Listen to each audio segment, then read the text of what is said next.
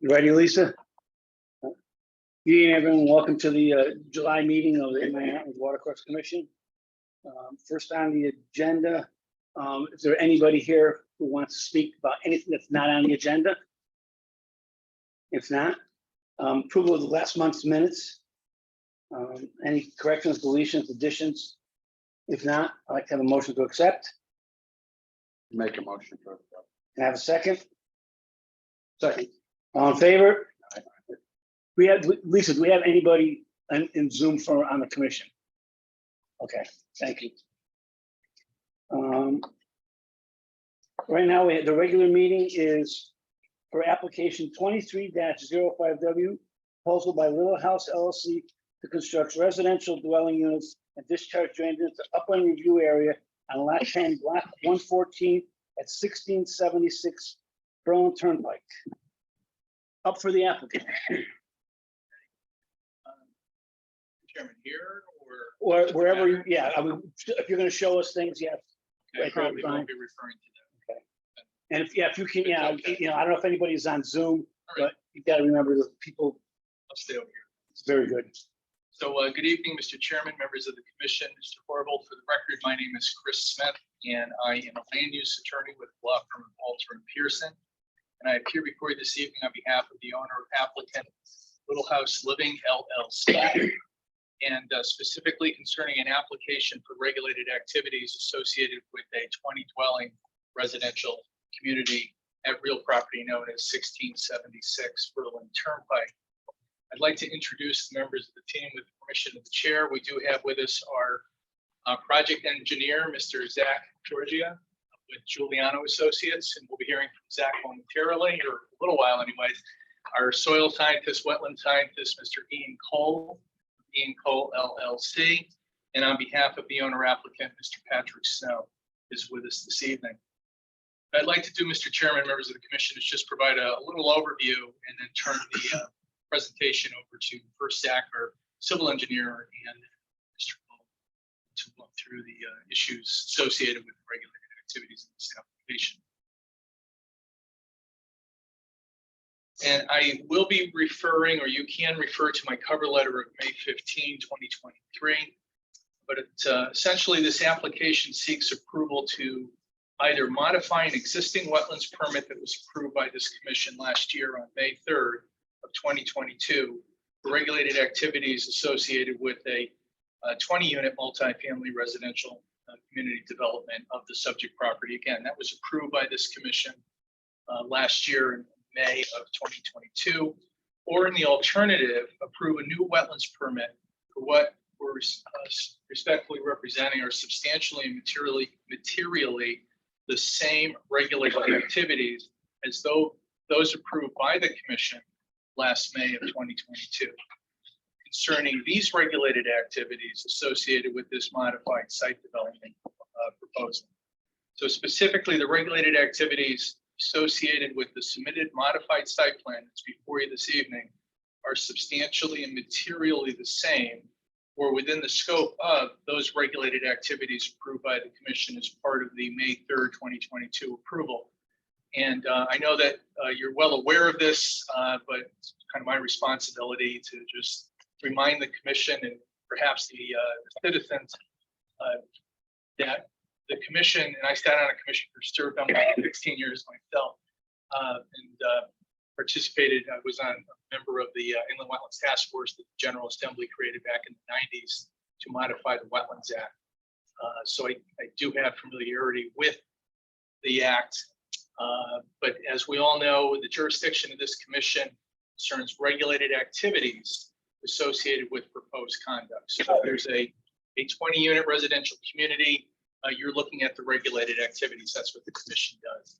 If it's a 12-lot subdivision, there may be regulated activities associated with 2 of the lots, and that's what you look at. So again, our position is that the regulated activities associated with the 20-unit residential community that was approved, the regulated activities approved last May, are substantially and materially the same as those associated with the development that's before you this evening. You may be aware this proposal, this does not involve wetlands, but it does involve affordable housing A component is provided by what's known as Section 8-30G of the Connecticut General Statutes, and that governs affordable housing land use appeals procedure here in Connecticut. But again, this is not an 830G application with that standard before you. The standard before you is, does the conduct result in an adverse impact to a wetlands? Does it otherwise satisfy the statutory factors for consideration in Section 22A41 and your regulatory criteria? Just quickly with the subject property, and this may be a little redundant of what you'll hear from Mr. Georgie, our project engineer in a moment, but the site, just for an overview, comprises 1.95 acres. As you're aware, it's frontage on the Berlin Turnpike for Route 15. You'll hear about the regulated resource that's involved here, the intermittent water course that appears on the northerly side of the property line or boundary.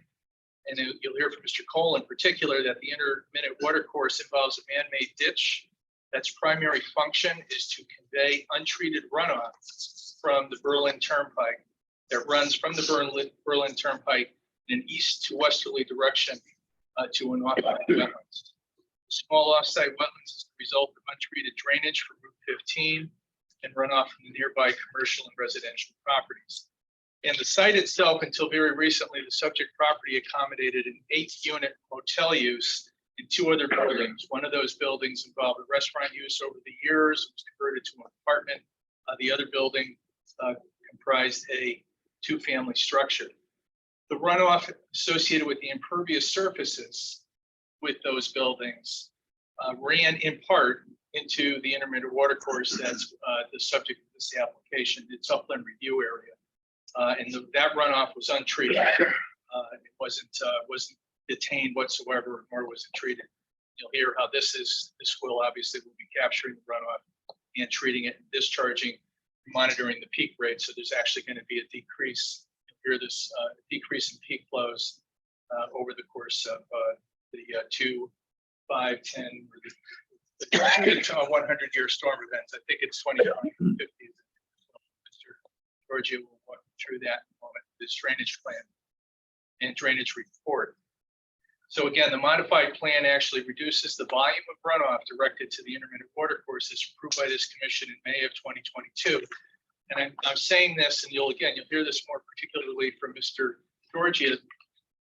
The runoff from the site that was approved by the commission last May essentially went to the northwest corner of the property and went into the intermittent water course. The site has been partially redesigned, so all the runoff does not go into that direction, into the intermittent water course. It's still going to be collected, it's still going to be treated, but all of that runoff will not be going to the northeasterly corner into the offsite for the adjacent intermittent water course. And again, Mr. Georgie, our project engineer, will walk you through that momentarily. Again, runoff's going to be treated, peak flows reduced from the existing conditions, and you'll hear from both of our experts that the regulated activities might result in adverse impact to the water course. As to alternatives, as with the prior approved proposal from last May of 2022, the proposed residential community development does not result in an adverse impact to the subject intermittent water course or the offsite wetlands. It meets all other applicable or all applicable statutory and regulatory criteria. Therefore, our alternatives are not necessary. You don't have an adverse impact. You don't have to look at alternatives. We would like to address the comments, or I would like to address the comments from the Berlin Land Trust correspondence that is dated July 10, 2023. They recommend or request 3 different items at page 2 of their letter. I see that you do have it. The first one, they're asking for a 50-foot, effectively a 50-foot conservation easement onto the intermittent water course. And they talk about your 50-foot regulated upland review area.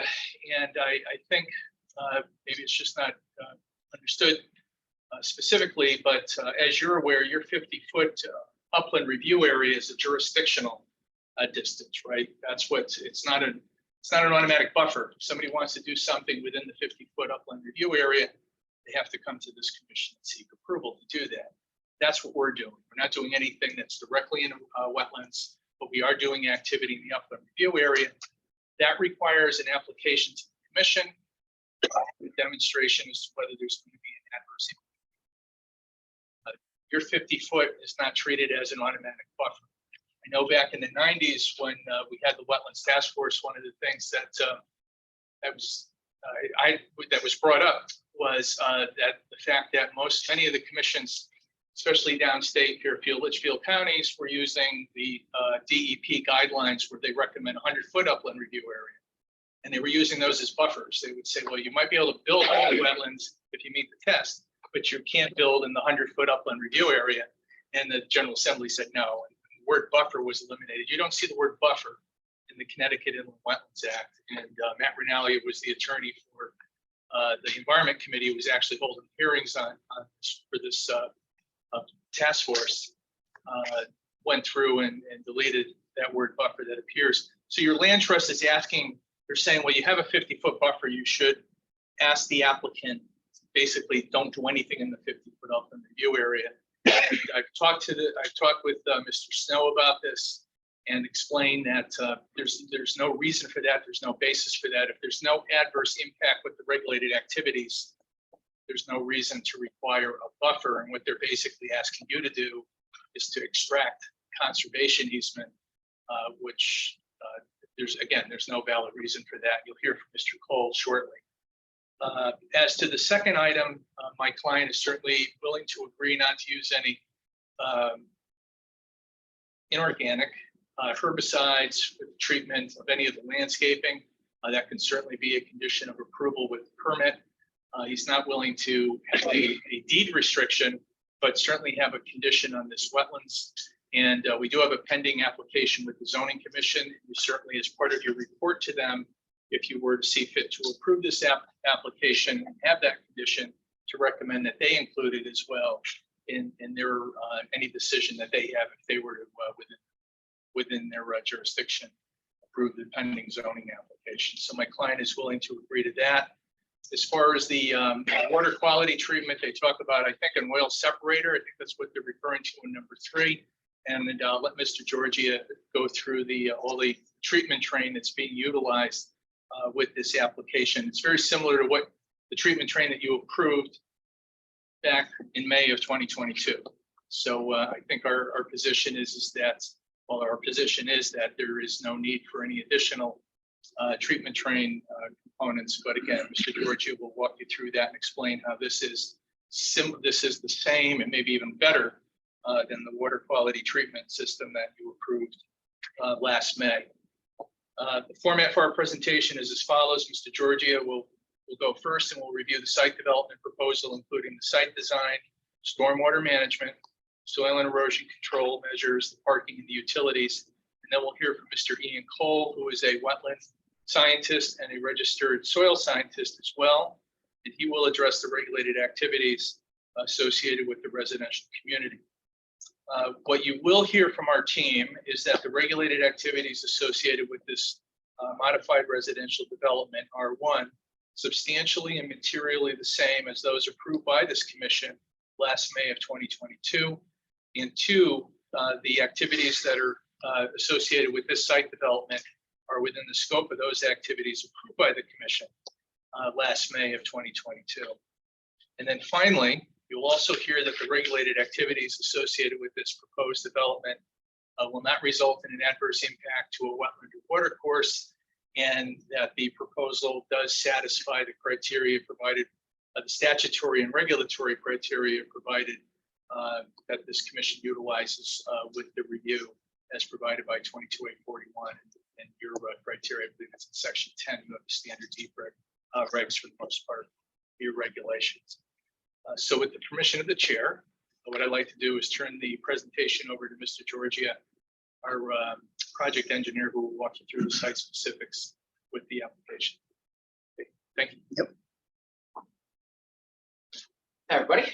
Just to clarify, last name is Georgina, but that's not neither here nor there. No one gets it right when I get a telemarketer call. Not important. I did ask you that. It's okay. The joy of corresponding with email. Like I said, my name is Zach Georgina. I'm a project engineer with Giuliano Associates, located at 405 Main Street, Yorkville, in Wallingford, Connecticut. There's going to be a little bit of overlap in all the presentations. ask you to bear with us with that. Also, I'm a big fan of knowing the history of a site, so I'm going to walk through probably a little bit more than you care about, but don't worry, at the end, focus right in on the wetlands, what you guys really are here for. So let's start with what the site presently is.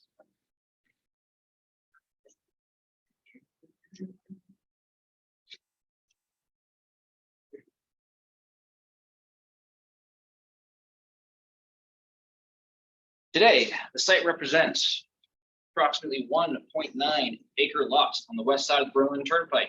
It's located in a BT1 district and is overlaid with a land residential infill development district.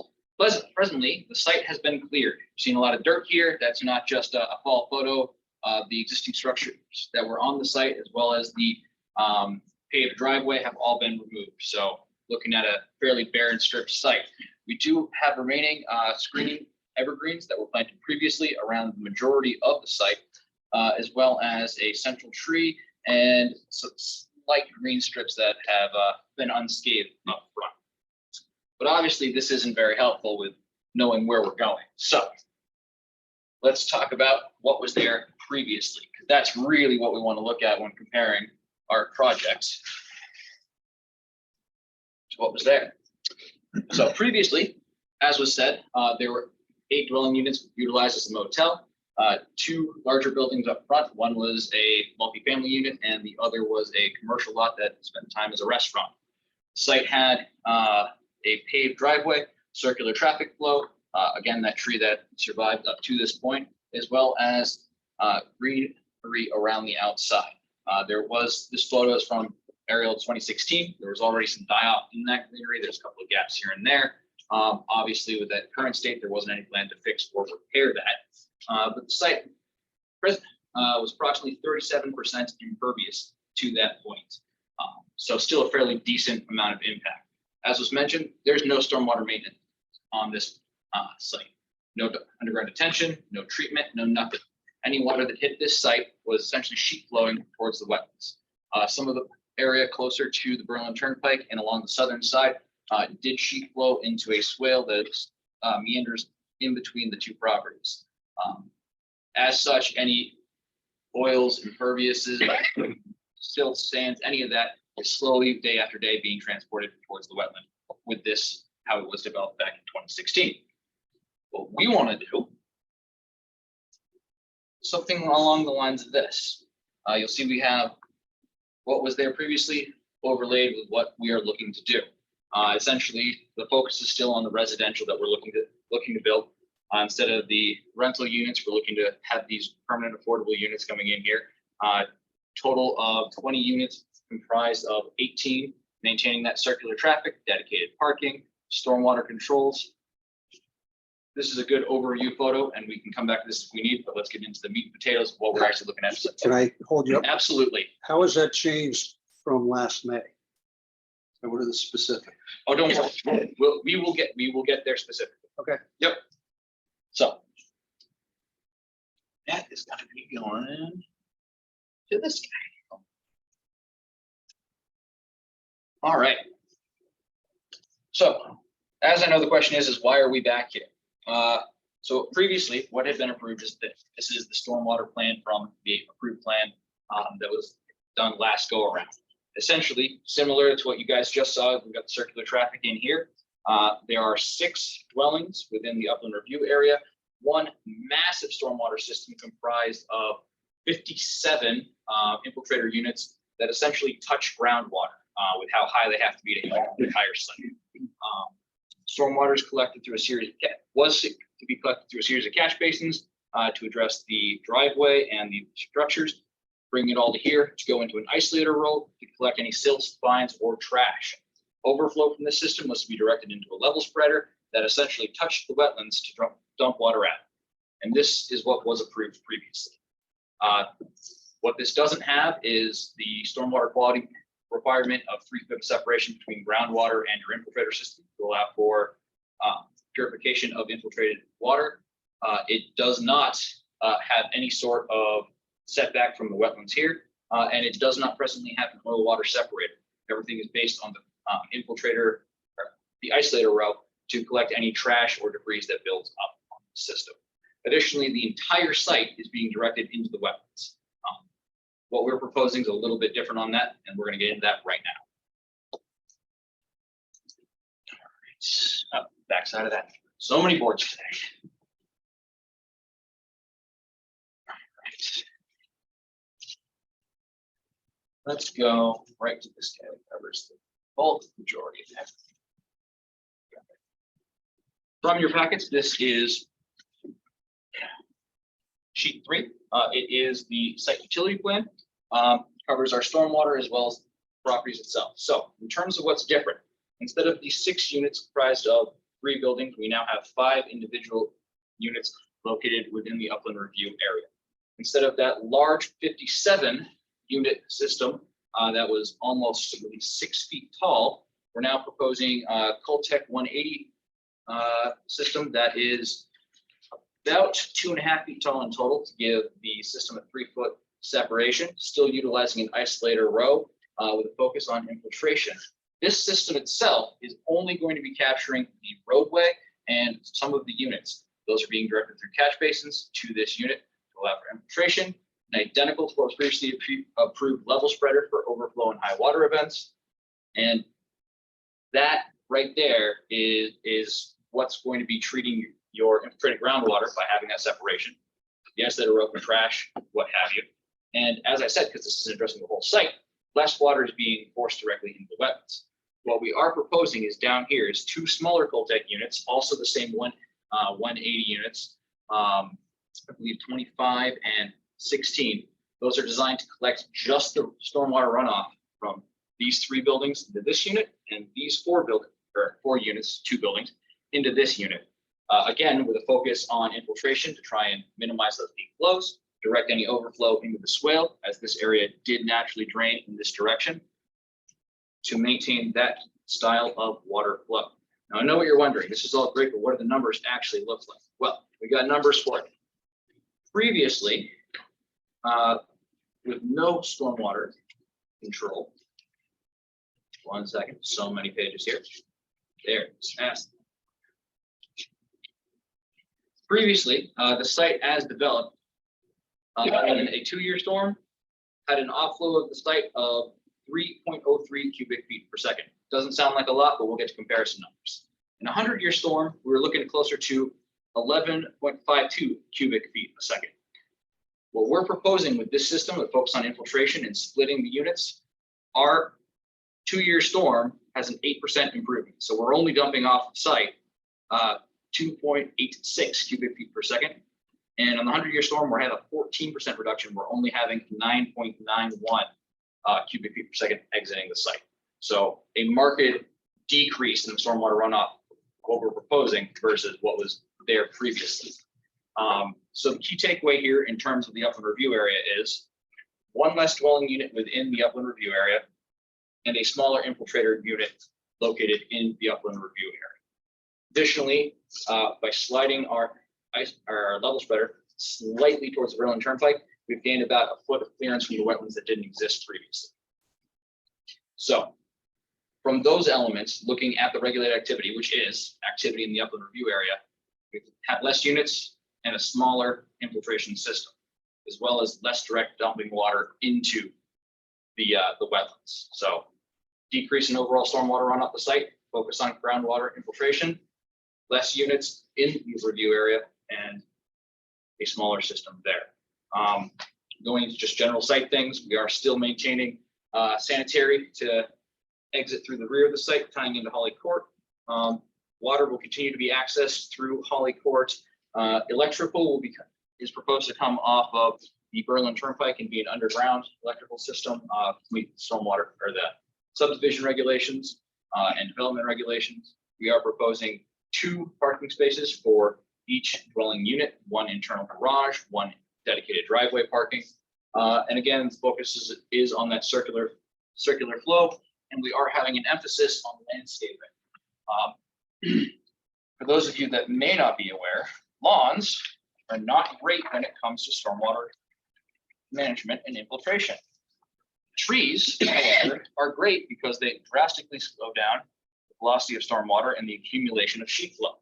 So what we are looking to do is try to preserve as much of the existing buffer around, replace with arborvitae, what needs to be removed. Anything that doesn't survive also be replaced with arborvitae.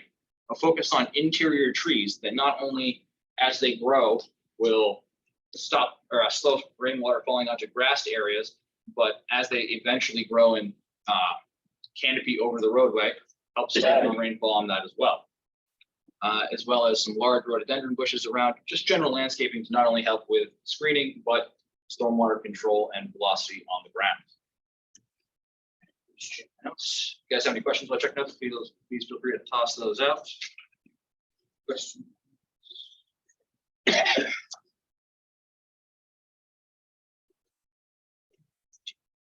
Oh, S&E controls. That's right. Wetlands loves S&E controls. That's why we address them.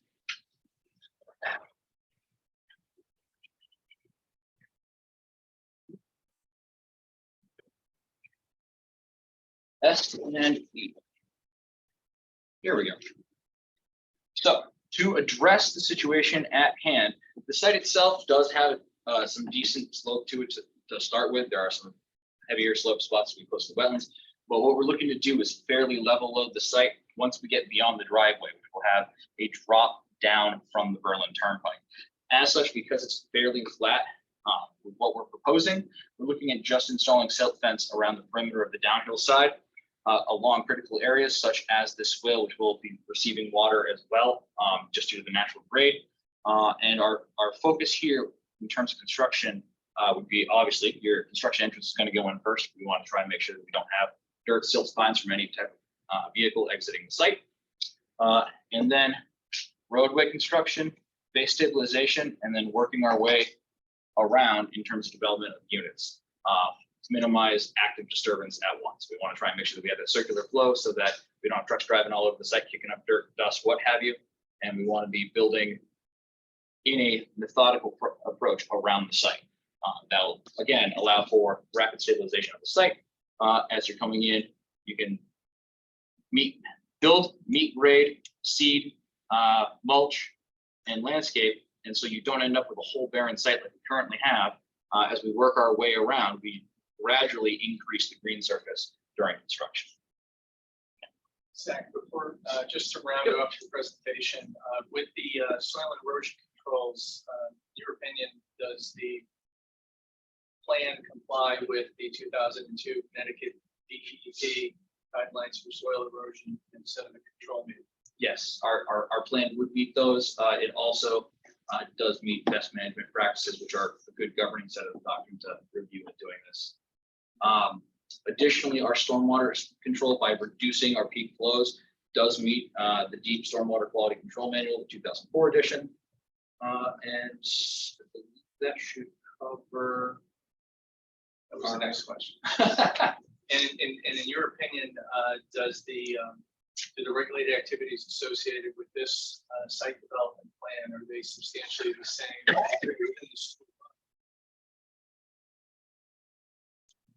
Correct. In my opinion, the regulated activities are in no way more adverse than what was approved previously. In some cases, in terms of stormwater control, I would say we are actually improving the situation as what was approved. And in terms of dwelling units, I think 5 units versus 6 units, even with the additional buildings, is a negligible change.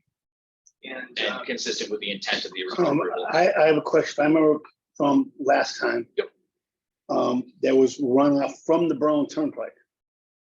That is correct. It is currently off-site though. That runoff being directed directly into the Berlin Turnpike is from these catch basins here as proposed. Our site would essentially, this would be slightly crested here, keeping the Berlin Turnpike's runoff in the Berlin Turnpike and not making it a private owner's. Okay, I mean, I live right down the street from there, and it gets wet. I want to know, are you doing anything other than just saying it's not going into the site? There's if you get a Noah's Ark situation, no amount of engineering will be able to prevent that. And Listen, don't make light of this. There's water that's going to go from the Berlin Turnpike. it's gonna go on the site. I know it's gonna go on the site. I wanna know if you're gonna do anything about it. So presently, Or you're just saying, we're gonna just, what's there is gonna take care of it. what we are proposing is going to take care of it. So presently, the site has broken curbs, several curb cuts. There's no proper grading in terms of standards nowadays would be when having a driveway.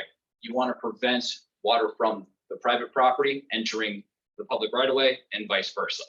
So if you have a situation where you have a development like this in your sheet, essentially your driveway would be sheet flowing towards the Berlin Turnpike, you would see catch basins placed right here to catch and maintain that.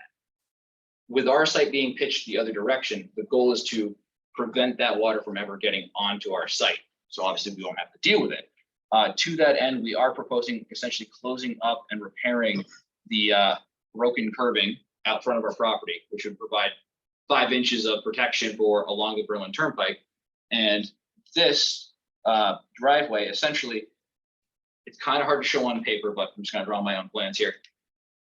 If this is the Berlin Turnpike here, this driveway would be pitched up slightly and then back down.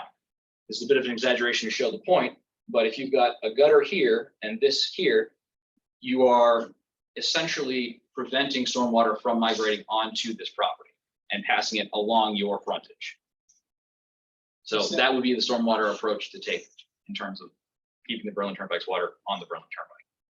Zach, to address some part of the chair's concerns, any water that does get onto the site will be picked up and That through the system. I mean, I think just you can clarify that. That is correct. So our system isn't maxed out by any extent of the imagination. We're not running at 100% capacity for a 100-year storm. There's still additional vertical space in our system. Any water that would sheet flow in here, if I flip back to the other page, there's a series of catch basins here, here, here, here, and here that water would be being collected and then transported along to our stormwater systems, just like any other water in our driveway currently would be. Zach, have you taken spot grades along the gutter of the Berlin Turnpike? So Paul seeing them. I am only here as an engineer. I did not do the original survey work. Our office has only been given the material we were provided by the original engineer. Is that or the something original you surveyor. could look into? That is something we can. Mr. Jackson? Regarding the proposed regrading to establish a berm within the driveway. What is the high point of the berm versus the surface of the driveway that's located further east between the turnpike and that and the property line? Are you worried about sightline? No, you said that you were establishing a berm to act as a barrier for stormwater flow from the turnpike onto the property.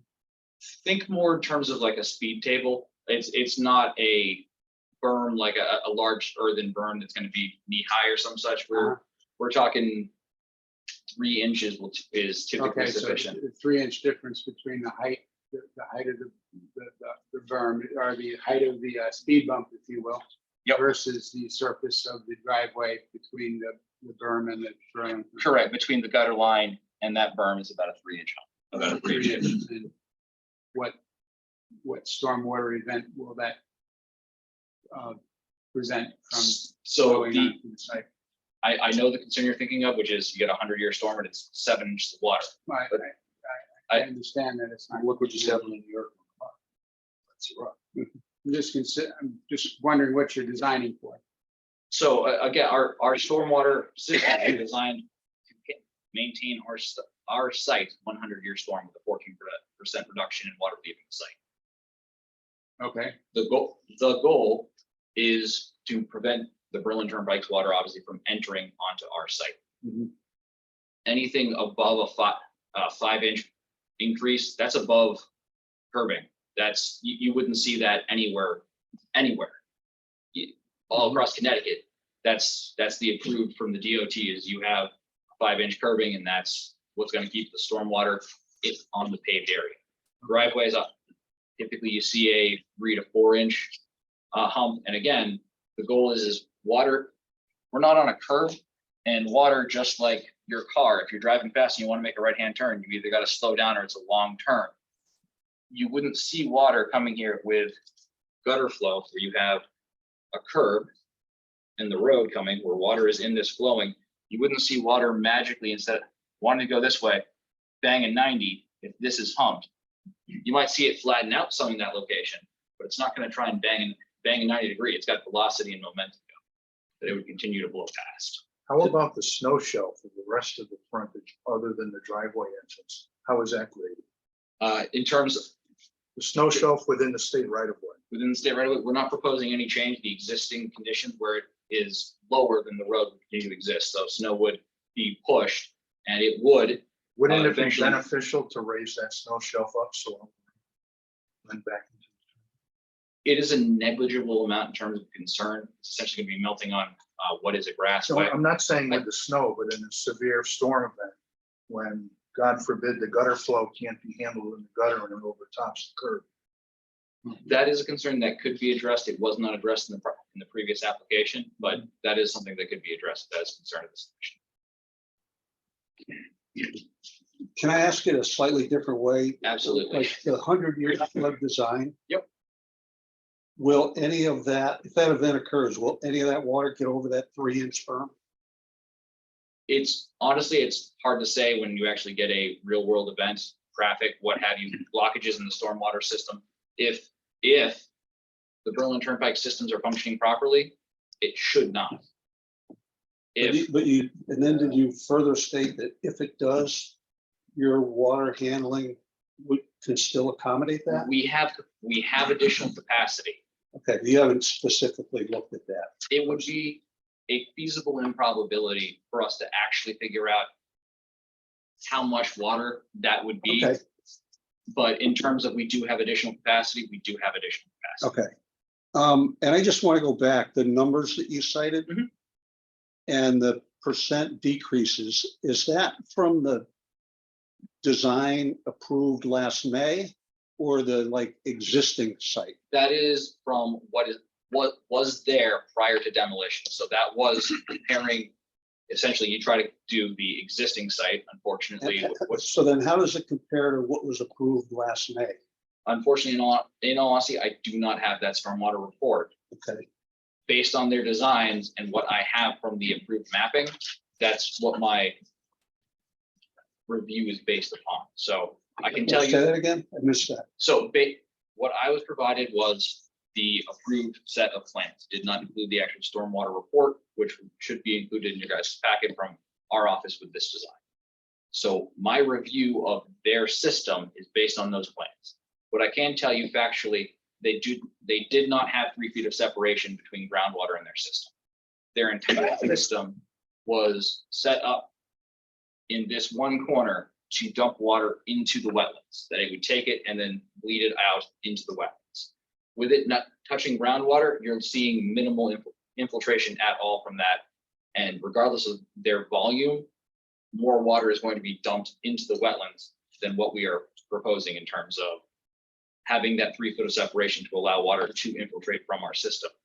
We are further away from the wetlands with the same level spreader design for overflow in a high water event.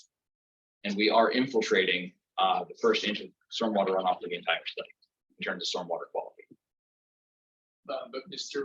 White, we'll look into that specific question relative to comparing percentages from last May to this one. Thank you. We'll look into that for you. The other thing that caught me is, and maybe this is semantics or I missed it, but I thought the statement was made, and I guess I would recall it this way, that the wetland is actually off-site. Correct. But you're saying your equipment is dumping directly into the wetland. I thought it went into a berm that leads to a wetland. So based on the mapping that I was provided and what is located on the mapping that was approved previously, the wetlands, they ride this property line. They meander just off it. Why don't we let Maybe I Mr. should- Cole, who is a wetland scientist. Yeah, will- yeah, I didn't know do who the was work better for to you. He answer. can probably That's fine. respond. Sure, for the record, Ian Cole, professional soil scientist, professional wetland expert. I'm the soil scientist of record for the previously approved application last year, as well as this application. So essentially, right, there's a head wall at the shoulder of the Berlin Turnpike, and there's a very strong drainage ditch that runs just skirts the northern property line. In fact, only I think in just, two very discrete spots, it just ever so slightly skirts onto the property line here. The boundary here is very strong. There's basically a 3 to 6 foot grade change from our site down into the wetlands. This ditch, if you go back, Connecticut Deep offers archival air photos for like 34, 51, 70s. You go back in the 34 areas, you can see when this was all farm fields and apple orchards and whatnot. There was a strong ditch that rides along here, and then continues down to the lower lane. Yep. And continues down to there before it discharges, I think, south of Meadow Drive. Meadow Lane. And you can see currently, this is, after everything's been cleared, this was lawn, still kind of is lawn, but this boundary here, there's a strong fence line in there. There's that vegetation. So all of this boundary, this kind of, I'll call it infrastructure, all stays in place. In fact, the ENS controls that are proposed will kind of be in front of, the existing tree line that's out there now. So nothing physically in this area changes. I guess since I'm going just kind of high level, this application, as we've heard, a couple times over, is both substantially and materialistically the same as what was previously approved. Essentially, right, they went from duplexes to single units. And as we heard from Zach in good detail, what I like personally about this application over the last one, the improvement, is the improvements to the stormwater system. It's very important, that 3 foot separation, the state, all the science that supports it, that's very important in terms of water quality. That interplay between the high seasonal water table and the bottom of the system for it to function properly. And also that, as we've heard kind of in detail, instead of all the stormwater being generated and focused into that northwestern corner, that some of it's now split, right? So that's a benefit over to what was previously approved. And again, similarly, there's no direct wetland impact, no change in the overall drainage patterns. And the other thing that's an improvement that I like, Zach impressed upon it a little bit. I think there's another photo probably in the packet. It's definitely in the site plan that shows the planting plan in a little better detail. But essentially, they have a pretty robust planting plan with this, up to, I think it's documented on the plans. See it under this sheet. Yep. This shows it in a little better detail. Well, maybe not for you guys that can probably figure it out. All these green guys. So, the previous approved plans did not show any kind of plantings in this area. And this one's now documenting overall globally for the site. There's a total of 90 plantings, but 30 along to soften up that edge. So that's an improvement. That's nice. So again, in my opinion, similar to as what was previously approved with this application, the development impact is still within what was the previously approved limits. And the improvements of both the stormwater design, the additional landscaping, I believe they're improvements to what was previously approved. So for those reasons, I like this application. And I also believe that, similar, this will not have a significant or adverse impact to both the physical wetlands or the functions of values that they provide. Essentially, as we've heard, this is going to be maintained the same way it has been, going back 100 years. So I'm a little confused. Mr. White asked whether or not there were wetlands directly bordering the northern property boundary. This is the northern property boundary, so Right. yes. And Th- so, This line right here, wetlands flag 1 through 10. right, That's the wetland boundary. okay, I think Mr. White's original question was pertaining to the engineer's description of the stormwater treatments, the stormwater units, retention units discharging to a wetland, and the question was whether, is that right, Mr. White? Whether or not. So it doesn't directly, so it Yeah, directly discharge. So basically, on top of that embankment, there's going to be basically a riprap de-energizer pad that it leaks out of during high flow. So as those infiltrators fill up, it will bleed out through this stone riprap thing and just weep which adjacent, is, which is kind of typical standard practice. and within. what It's on distance- this property outside of the wetland boundaries, so there's no physical by like impact to the foot or wetlands. two. Yeah, I mean, the scale of this, say 5 feet, a 5-foot zone. So like at the end of a flared end culvert, right, you'd have some riprap right before you get Yep. to the wetland Yep. discharge. Ian, is that a, Chris, for the record, is that a intermittent water course? Yes, I mean, so basically this I know we're in using wetlands, intermittent water with- course. Well, that's kind of what I'm getting at. I just want to make So, that clear. so the water course, the channel proper, it hugs the toe slope of the embankment along this segment. And as you go further to the west, it opens up into like a small little forested wetland pocket. And then that kind of comes back down to more of a narrow water course as it bleeds down towards lower lane. You're saying that water course is lower than what the property is right now? Yes, yeah, that water course is probably, it varies between 3 and 5 to 6 feet, depending on, where you're standing specifically along that spot.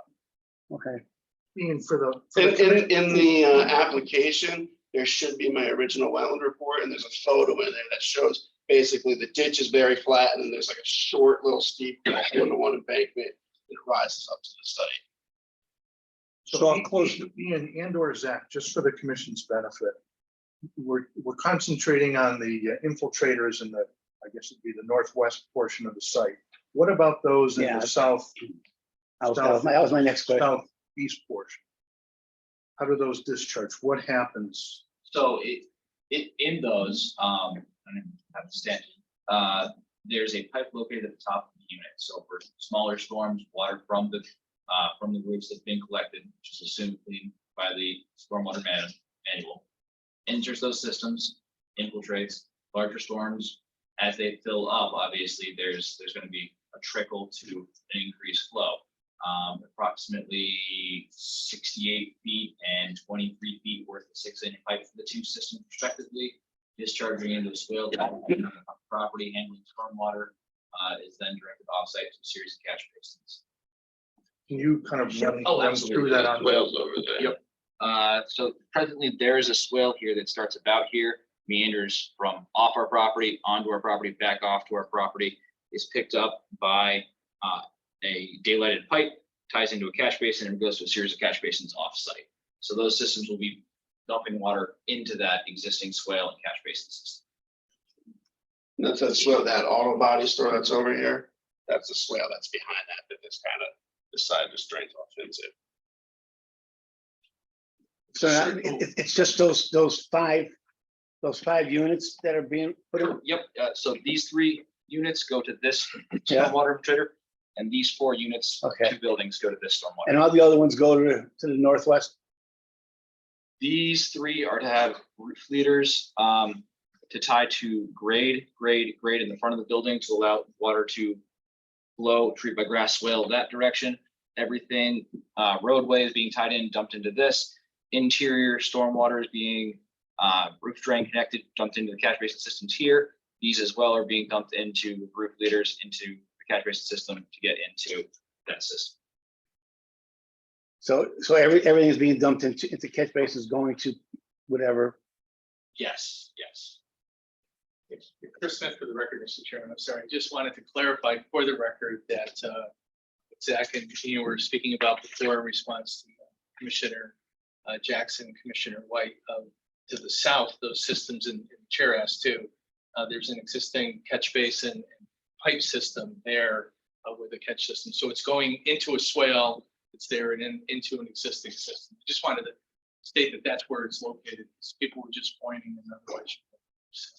Oh, so it's not, they're not being directly piped into catch basins, they're being, Those 2 systems are being released into a swale that is tied into an existing stormwater system that feeds an existing stormwater system.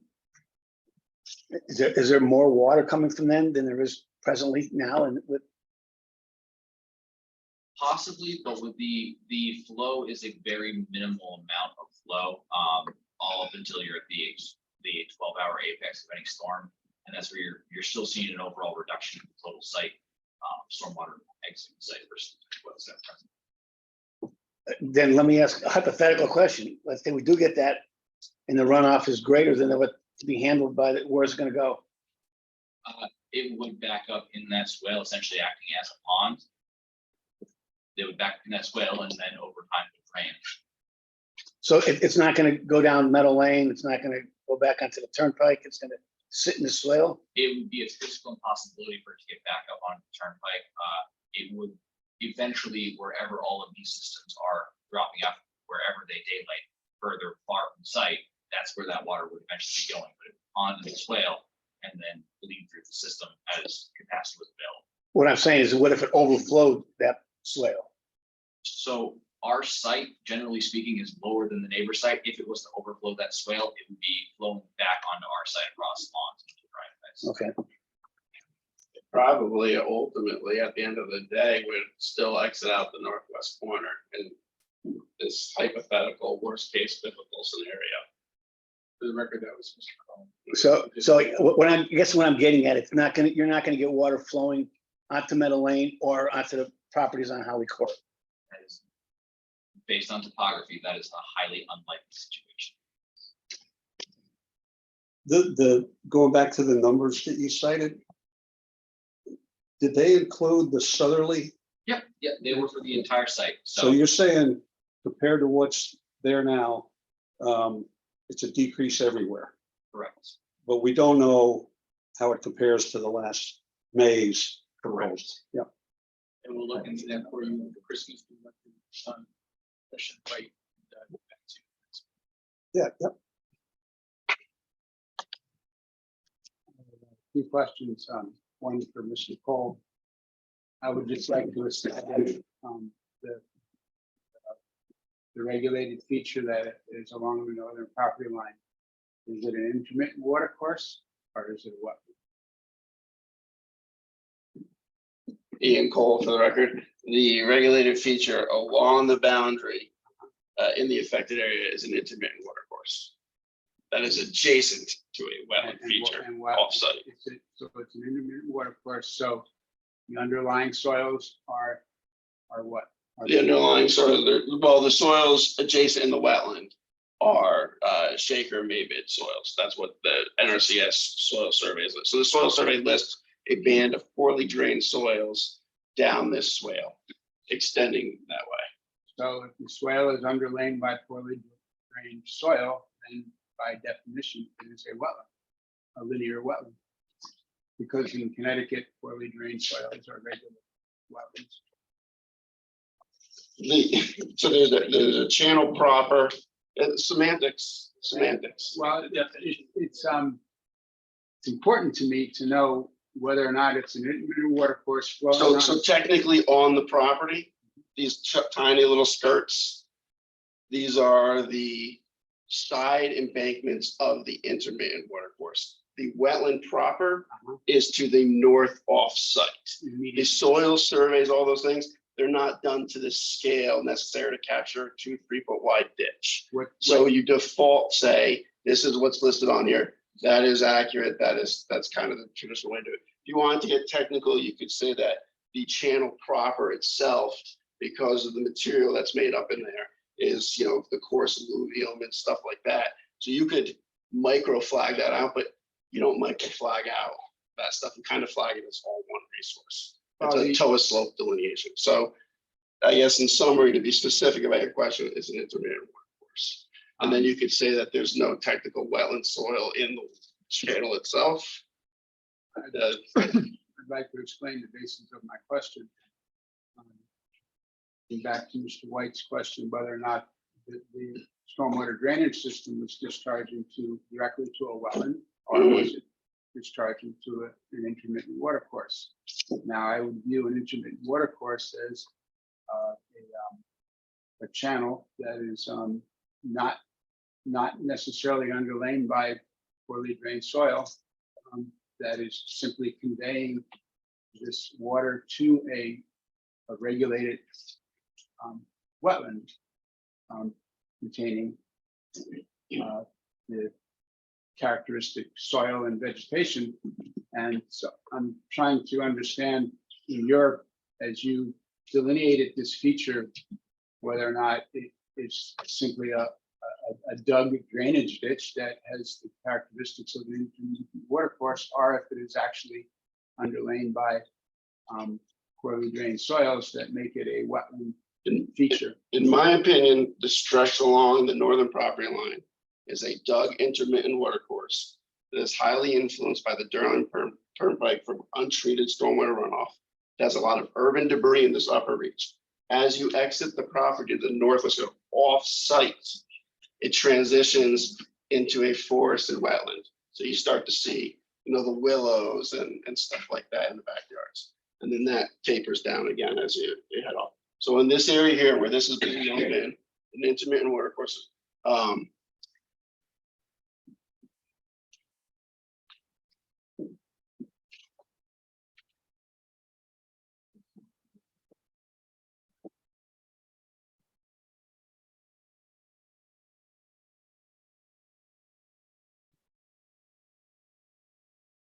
in my December 31st report, 2021, that's in the application docket. And I'll pass this around for the kids. Excuse me, this is a black one. You can see here this strong linear feature. That's the ditch. And this is very flat here. It's just off site. And then our site's over here. So where this is draining off to is almost kind of where I'm standing. So the infiltrator system where it eventually discharges is something right about here on the embankment. And it would travel this 5-foot distance right to this ditch. So this is taken in December, during the high seasonal flow period. And further north of that, Further north of that, so that Yeah. picture, is that wetland? further north on the other side of the Burns Turnpike. I went No, on the other side of the swale. Oh, of the- of the yeah, ditch. yes. Basically, the property here, right? This property here, this is a big parking lot. And so you can see, and this is a parking lot too over here. And this is all basically grandfathered fill. So you can see the wetland squeeze, the ditch is squeezed along here. And then as it rides along the back of these properties on Family Court. But this little area here, this is all like dead willows and stuff like that. So, north of this little part here on lot, That is all wetland. that's wetland. So So the that, ditch is here along the property line, and then this is wetland. I wonder. so the elevation on the other side of the ditch is a foot or two below the elevation at the northwest corner of this property? No, it's probably this over here. Yeah. This is probably 5 feet lower than this corner. Okay. So generally speaking, like this property is like 5 feet higher than this low area down here. So there's, So you can see on this map here, see this signature here. So, and then it cuts down very strongly down here. So this little area in here, this is the forested wetland. And up in here, and you can see this is the water quality feature for this parking lot, and that feeds into that system too. And then there's also another drainage easement discharge point up in there somewhere.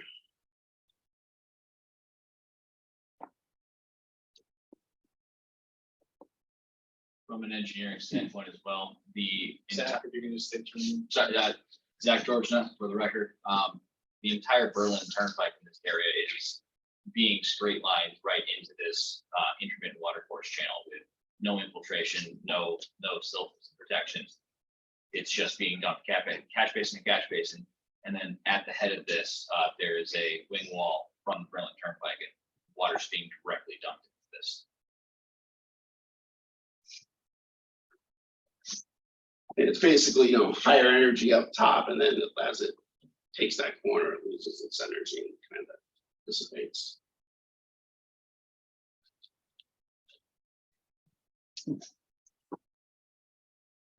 Anybody else have anything? Jim, anybody else? Before, I was just going to say, Mr. Chairman, we do have some additional information that was requested of us. We'll generate that, get that back to the commission. Okay, well, And essentially concludes our presentation. So we're open to either any more questions from you or from anybody. well, that's, I mean, no more questions from the commission. I just asked.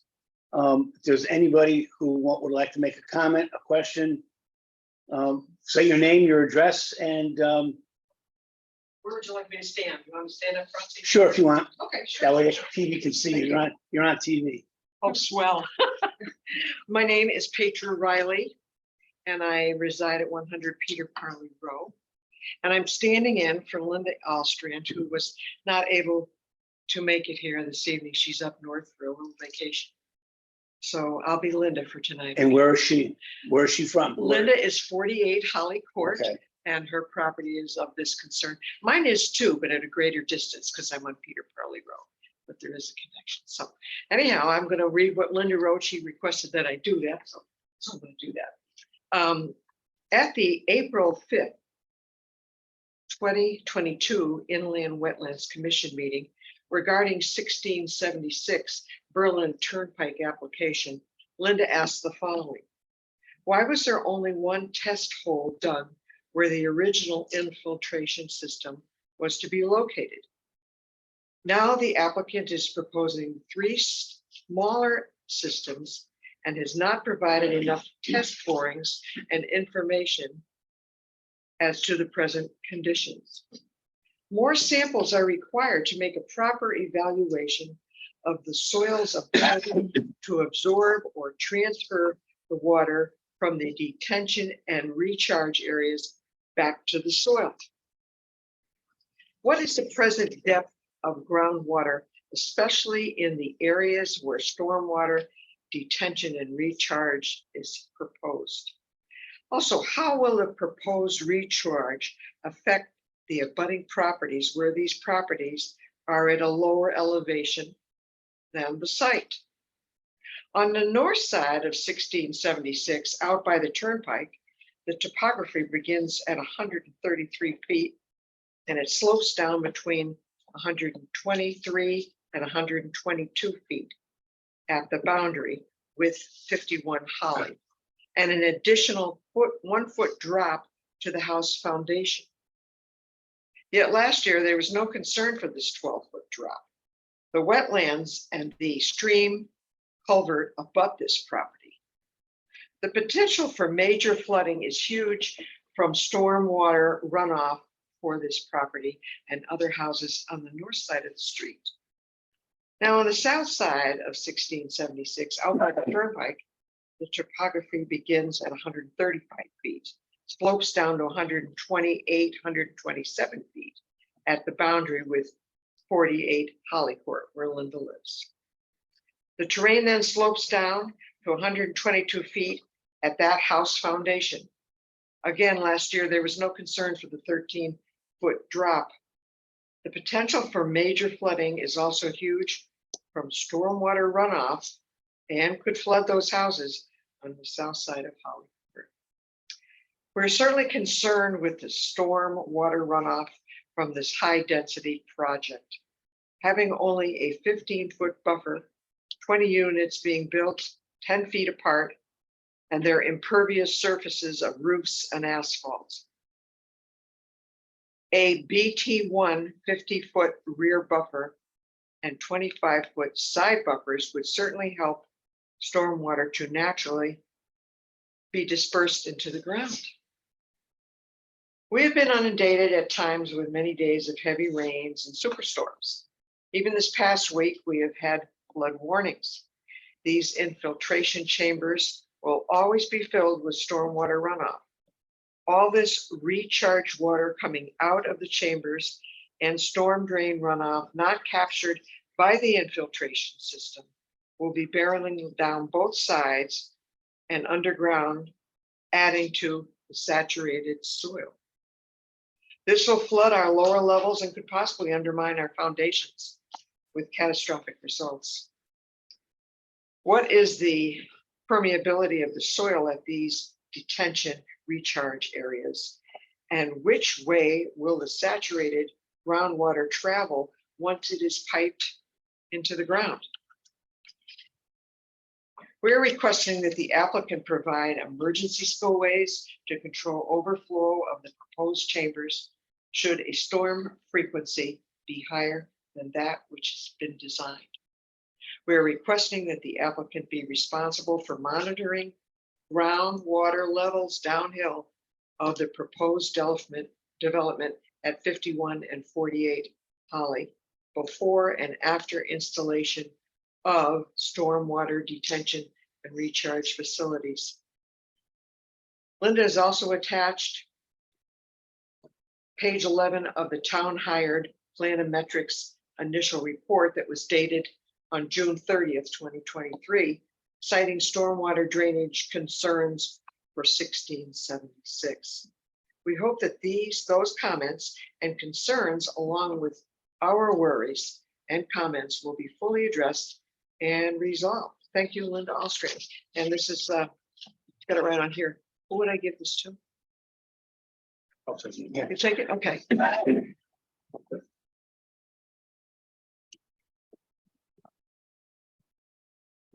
Before, do you want to answer those questions, or you would like to hear another comments from citizens? Mr. Chairman, if we could hear from everybody. Okay. Anybody next? Name and address, please. My name is Sherry Rice. I live on 38 Holly Court. I was trying to figure out where I am here. So I'm that location there, which is on the south side. And I didn't prepare anything. I just wanted to hear the presentation. I echo Linda's statements. I'm next door to her. It does go downhill. We're concerned about flooding of our basements. We're concerned with the wetlands and the properties behind our residents as well, the people on our street, and the concerns of the land trust in the wetlands. The properties that were there before did not cover the entire land. This proposal is expected to pretty much cover most of that land. So we're concerned that with having all of that coverage, that there is going to be less places for that water to go. And as far as the swales behind on this side, I believe at a previous meeting, John, who owns Berlin Automotive, says he maintains those swales. So those are something that he takes care of. So I don't know how their proposal is affecting what he maintains or takes care of, because that might be an issue as far as where that water goes. So I echo in Linda's comments and our concern for our neighborhood. A lot of our neighbors couldn't be here tonight, but in the past, in the meetings previous, you've heard from other residents that are also very concerned about how this will, our street drops from where this property is, and that things travel down. So I thank you for your time.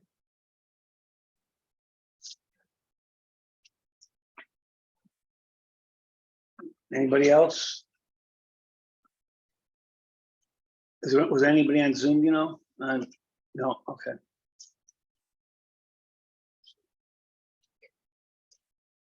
No, okay, yep.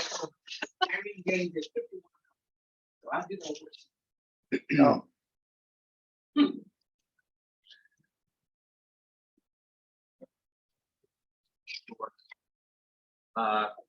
Some of them are going to require a little more looking into for accurate answers. So just going to hit some of the easy ones that I can address right now. Presently, we do have 5 test pits throughout the site, giving me a pretty good idea where the groundwater elevation is. Much like with general topography, I don't take a shot when surveying every inch. I can go a couple of feet and I can assume the ground's going to be essentially a straight line between those 2 points.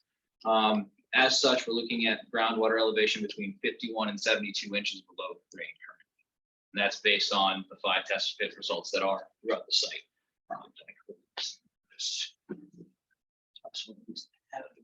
Now, did you do the test pits or were those from previous? Those are from the last application, but the information on them is still valid. Geological time is very slow.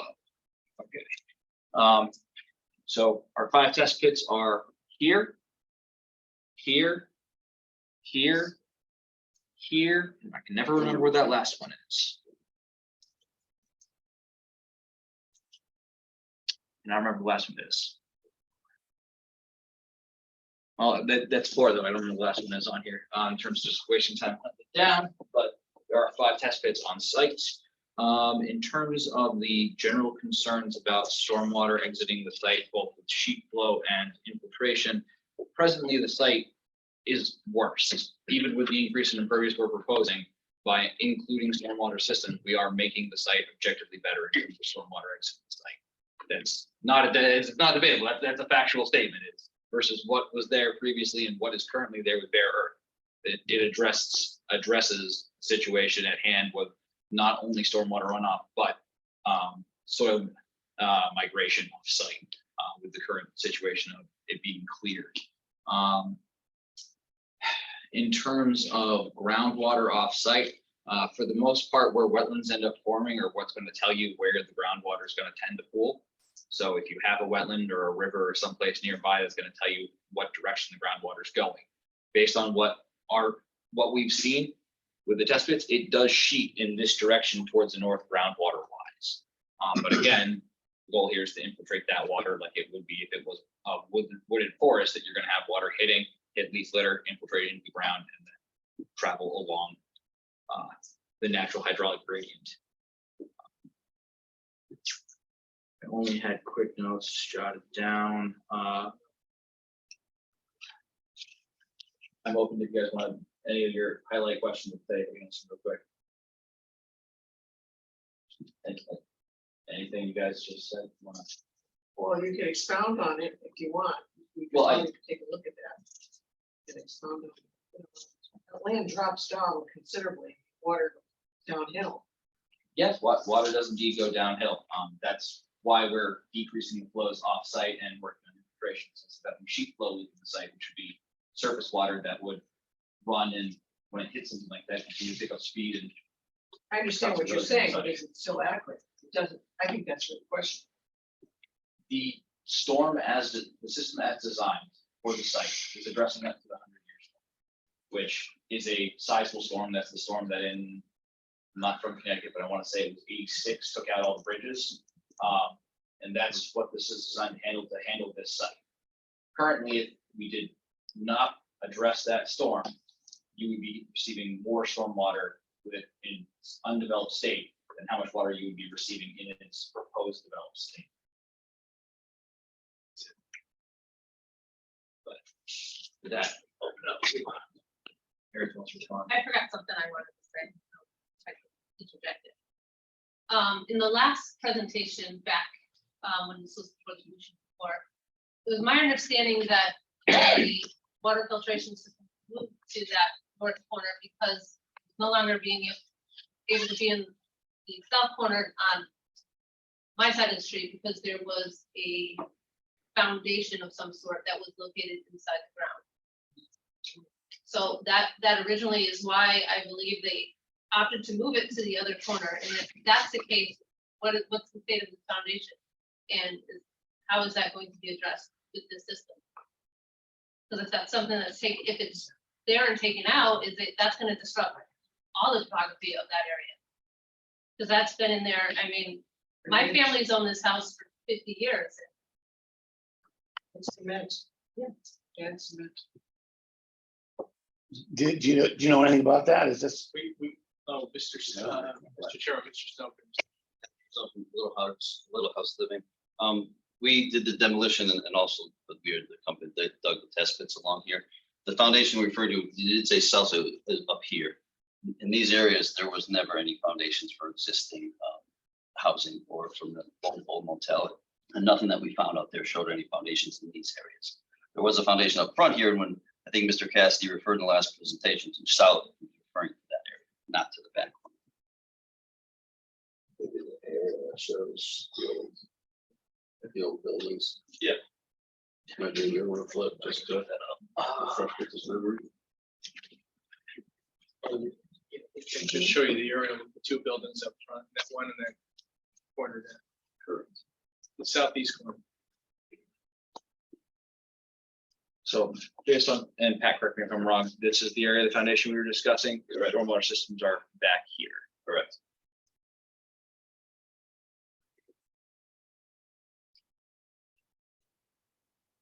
I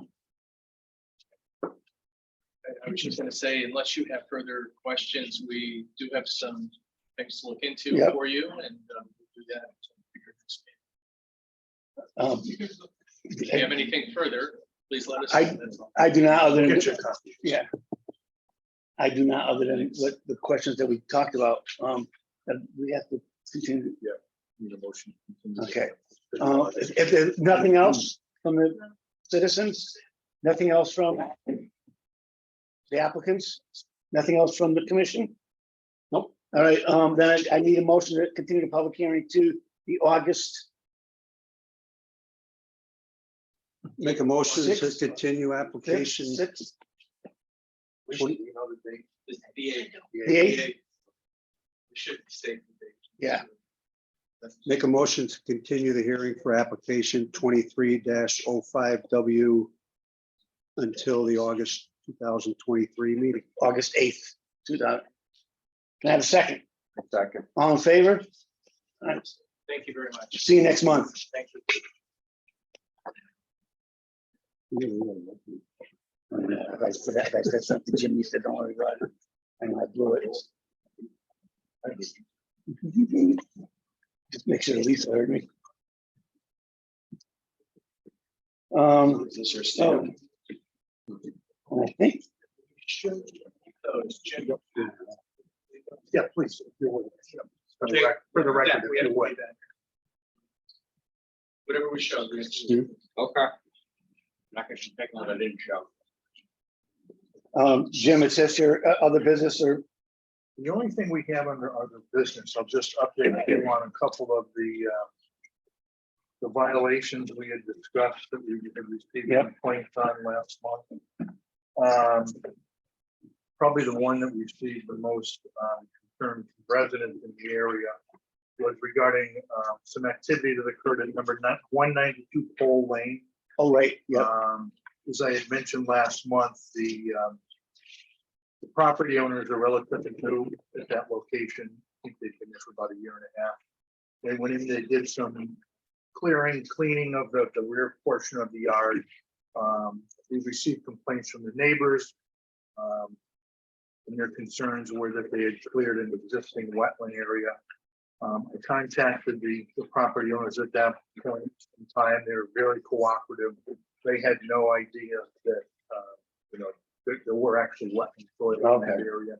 The only reason that we had information regarding that there was something potentially there was from recent development about 20 years ago on the parcel to the north of 192. And wetlands were flagged at that point on the adjacent parcel, and it showed the flagging continuing in 20 feet into 192. Property owners of 192 are very cooperative. I suggested they retain a land surveyor and a soil scientist to go out and continue the wetland flagging to see just what we have on the property. They agreed to do that. I spoke with them last week. They informed me that the surveyors put a plan together based upon the soil scientist information. They were going on vacation, I think Thursday of last week. They'll be back sometime next week.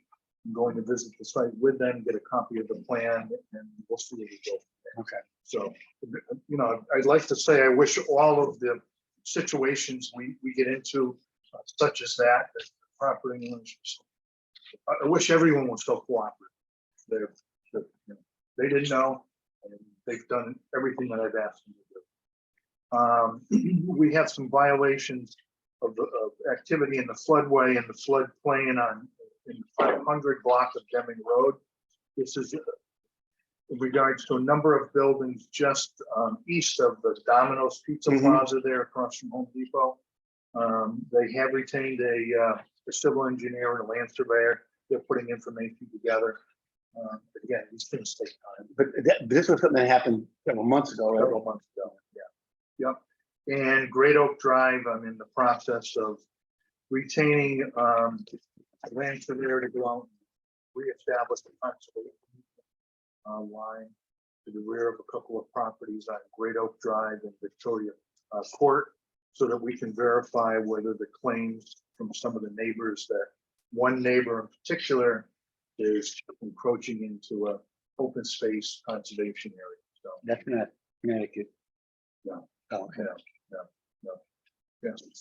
So these violations are they normally, I mean, maybe just taken care of internally by your office? And that's what I'm trying to do at this point, and that's typically the path that I take. If everyone's cooperative, You deal with yeah, we can work things out rather than issuing Right. orders, Yeah, and calling them in right. here. And the typical thing that I would do anyway, even if we send a violation notice out, is, okay, you have, you're aware of a violation. You're required to show up at a show cause hearing at the next Wetlands Commission meeting, explain your actions. And what would we do? We'd say, okay, get a land surveyor, get a soil scientist, go out and see what you have. But if they're doing what you ask and you go out and check it out, that you're good with that. Now, the only one that we haven't heard anything about is the one on Ellington Road. They asked for all our credentials. Yeah. All the training I've had, a couple other members. So that's kind of, I think that's more of a property owner. okay. Yeah. Now you just jinxed it. Yeah. You're probably gonna get a call tomorrow. Right, Lisa, whenever we talk like that? Yeah. If there's nothing else, I'd like a motion to adjourn. Make a motion to adjourn. Have a second.